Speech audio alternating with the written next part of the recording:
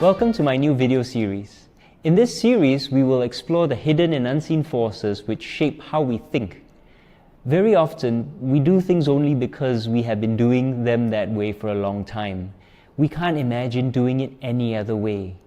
But why did we start doing it that way to begin with? Well, let me give you an example of what I mean. In 2015, National Geographic ran an experiment where a group of people in a waiting room stood up every time they heard a beep.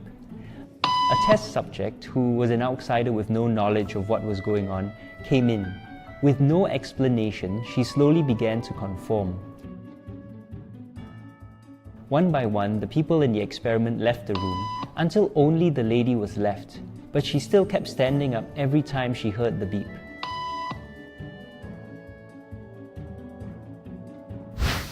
The power of conformity, right? But that's not all.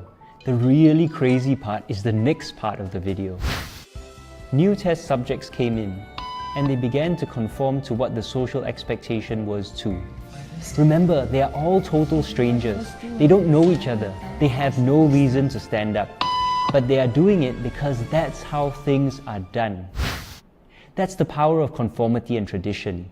We unconsciously keep doing things because they have always been done that way. We don't stop to question why. And that's what this show is about, shedding light on the hidden and unseen forces which shape how we think and act today. Singaporeans will soon go to the polls to vote for our next president. Why does this matter? Singapore's president can't actually do much. After Ong Teng Cheong's term, the powers of the presidency were reduced, and the Council of Presidential Advisors in many important areas can overrule her. That's right, I said her. #feminism, #foregone conclusion. As Chan Chun Sing inadvertently revealed all the way back in February this year, Madam President, I think today is not the occasion for us to go through this again. Madam President, if I was about to, Madam Speaker. Madam Speaker, sorry, my bad. But last year, the Constitution was altered, again, to change how the presidency would work. The biggest change which we are talking about here today is that it would henceforth rotate between races. We've decided to do this through what the Constitutional Commission has called the hiatus-triggered model, which means that presidential elections are generally open to candidates of all races. But if we've not had a president from a particular community for 5 consecutive terms, then the next term will be reserved for candidates from that community. This means that over 6 election terms, we should expect to see at least 1 Chinese president, 1 Malay president, 1 president who is either an Indian or another minority. Can you imagine applying this to other areas? For example, we want to win the Olympics, but because we haven't sent a Malay swimmer for the past 5 Olympics, so we can't send Joseph Schooling again. We have to send a Malay swimmer. It makes no sense. You want to pick the best person for the job. The presidency may have very few powers, but it is still the highest office in Singapore. It should not be treated like a toy that you need to share equally between your children. The PAP government argued that the changes are needed to make sure all races are represented. That's good. Representation is important in combating racism. But there is a fundamental flaw at the heart of this. It's the CMIO system. Chinese, Malay, Indian, others. As long as we use the CMIO system, these changes will lead to more racism, not less. You see, before the British came along, we did not have a concept of race. Race theory was invented by the Europeans in the 1700s and was a foreign concept introduced to Singapore by the British. The British ran Singapore as a business for profit. That is where our CMIO race model comes from. It's a cheap way of running a country. The British put us into boxes that were convenient for them. Which box you wanted to be in did not matter. All that matters is that once you are shoved into a box, the government can just treat every single person in that box the same way. So instead of having to govern hundreds of thousands of individual people, they just had to govern 4 boxes. Cheap, easy. But then people ask, why is that box being treated better than my box? And then they try and get into that box. And the people in the better box fight to keep other people out of their box. People get angry. Tensions grow. And this suited the British. They could play the boxes against each other, divide and rule. This ensured that the boxes would get angry at each other, not at the British. You might say they were boxing. The ultimate expression of this is, of course, Malaya. The British took one country, Malaya, which was evenly divided, 43% Malay, 43% Chinese, and split it into 2 parts. One part Malay-dominated and the other Chinese-dominated, to play us against each other. And it worked. Look at our countries today. We are 2 halves of a single body, but insist that we are totally different from each other. We're not alone in this. Everywhere the British went, they left behind deeply divided countries. It's one of the 3 great legacies of British colonialism.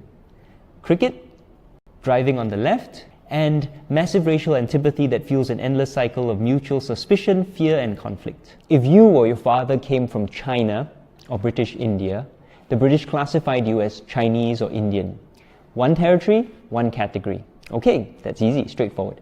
But how did the British define Malay to refer to people from all the different countries in maritime Southeast Asia and the Middle East? Well, and this is totally true, in the 1921 census, the British admitted that they simply couldn't tell them apart. That's the basis of our category of Malay. A bunch of white colonialists looked at all the Muslim brown people and said, we can't tell all you brown people apart, so let's call all of you the same thing. Jolly good. And yet, we still use the term today the exact same way. Now, for a while after independence, we tried to move away from all of this. We had a vision of a meritocratic Singapore where all people had an equal chance to succeed based on hard work. But since the 1980s, when the GRCs were introduced, we have been going back to the colonial model. With this presidential election, it is clear that the PAP government has stopped aspiring to one united people regardless of race. Today, your political rights actually differ depending on your race. We are not equal. And the whole situation is further complicated by the fact that your race on your IC and your CMIO race are 2 different things.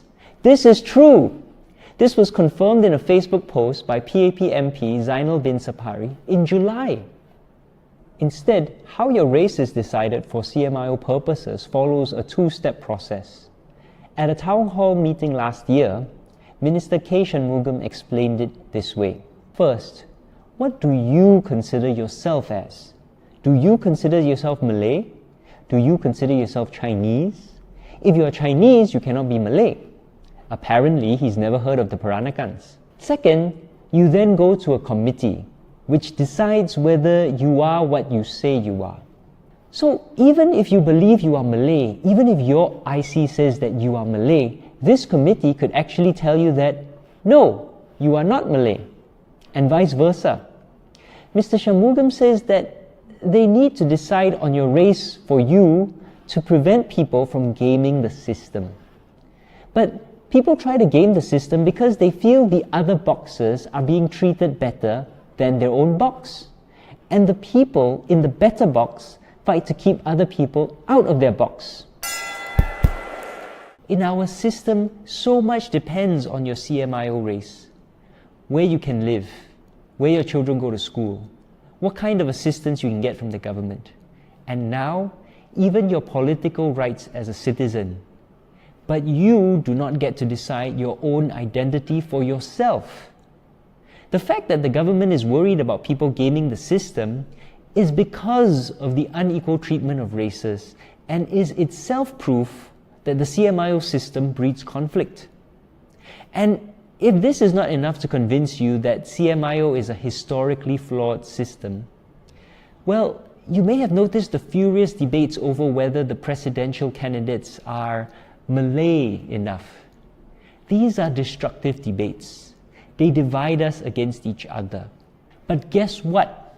The exact same debates happened nearly 100 years ago in the 1920s. Remember how I told you that the British ended up classifying all brown-skinned Muslims as Malay? That led to the Malay community fighting over who should speak for the community. There were far more Southeast Asian Malays, but the Arab Muslims were much richer and so had much more influence. This led to furious debates over who was Malay enough. Insults were thrown. People got hurt. The first Malay political party was founded in order to fight for indigenous Malay rights. 100 years later, and we are having the same debate for the same reason.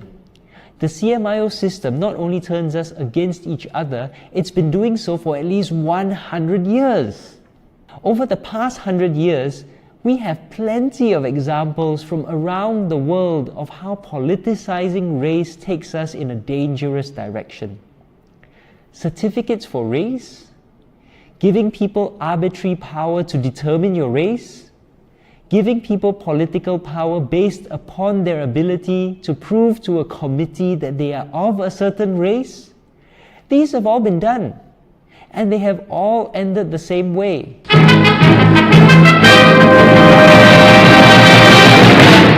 Now don't get me wrong, we have serious problems of discrimination in Singapore. But the history of Singapore, and many other British colonies, shows how the CMIO model is the cause of many of the problems, not the solution. It does nothing to stop people who refuse to rent to minority races. It does nothing to stop those advertisements in the classifieds which say bilingual speakers only when they actually mean Chinese people only. It does nothing to stop casual racism and offensive stereotypes. All these things happen every day in Singapore. If we want to build one united people, regardless of race, then we must take race out of politics. I believe all Singaporeans should be equal and anybody should be allowed to run for president. I believe that Singaporeans are smart enough to vote for the best candidate for president, and we don't need some committee telling us who can and cannot run. I believe that all Singaporeans deserve equality, dignity, and respect. Instead of blindly clinging to a system which has been used to divide and rule, we need to change. So why don't we? I believe our politicians are good and well-intentioned people, so why do they insist on clinging to a system which breeds racial strife?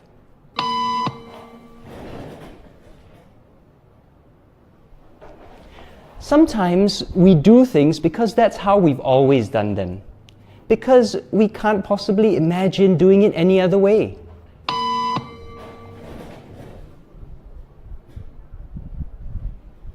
But if we don't analyze the powerful social, cultural, and historical forces which shape how we think and how we see the world, we're going to end up standing up and sitting down to the sound of a bell without ever understanding why.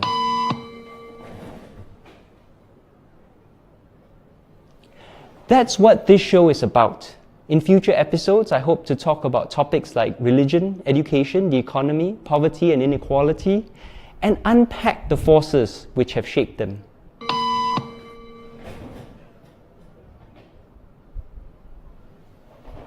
If you've enjoyed this show and would like to see more, I need your support. Help us create more episodes by joining New Narrative. Join our movement. You can learn more at this video here or by visiting our website here. That's our show. Thank you very much and see you next time.